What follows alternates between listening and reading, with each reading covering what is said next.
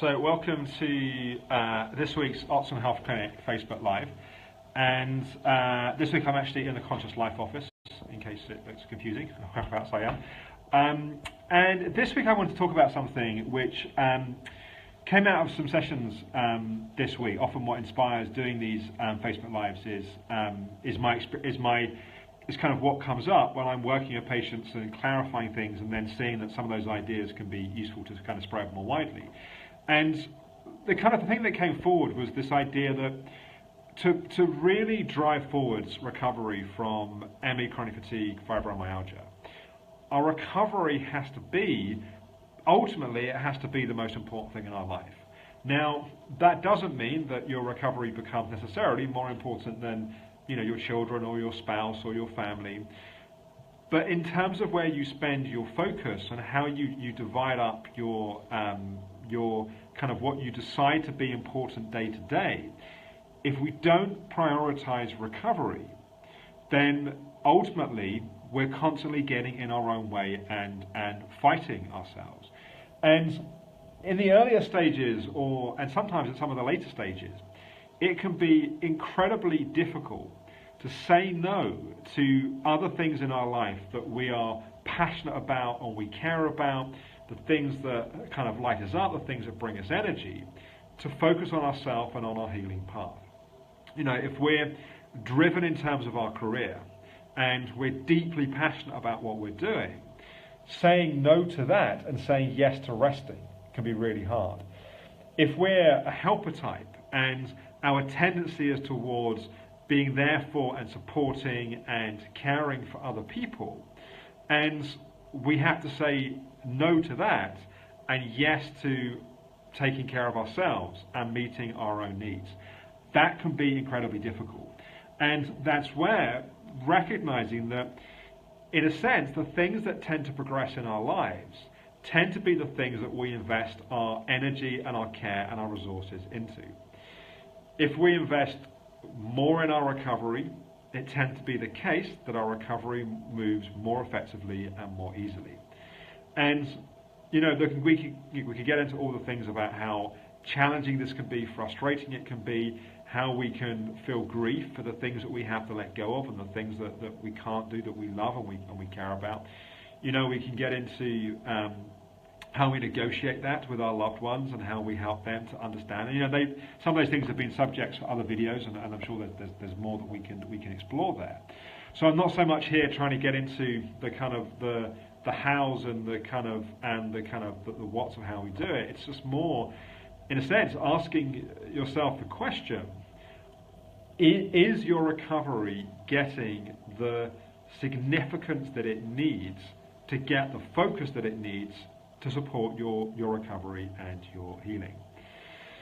And if it's not, we need to look at what's driving these other things in your life. What are the motivations? What are the instincts? What are the kind of almost the addictions sometimes towards those things?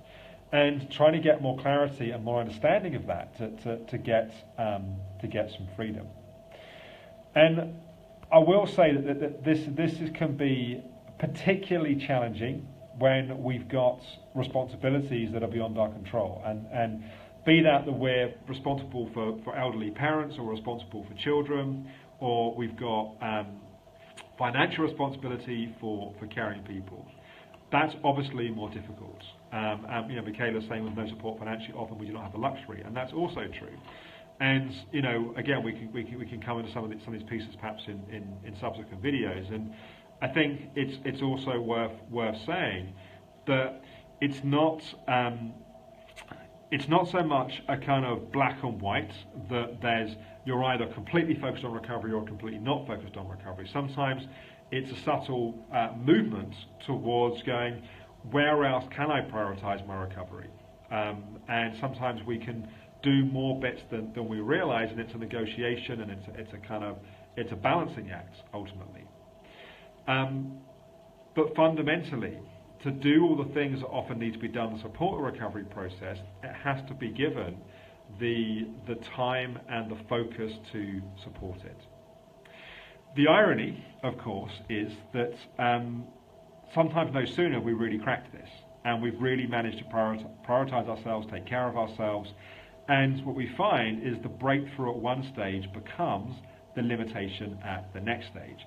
What I mean by that is that suddenly we're so focused on our recovery process that everything else in our life has been kind of ignored, that actually the thing that's going to support ourselves moving further forwards is that we need to get on with our life, and we need to stop checking symptoms and checking kind of pacing, because that was the breakthrough that's now become the limitation. So I also want to make the point that some people watching this, but kind of second half of stage 3 of recovery, what you're going to find is actually making recovery not the most important thing in your life is going to help you. It's always funny, every truth has a flip side to it.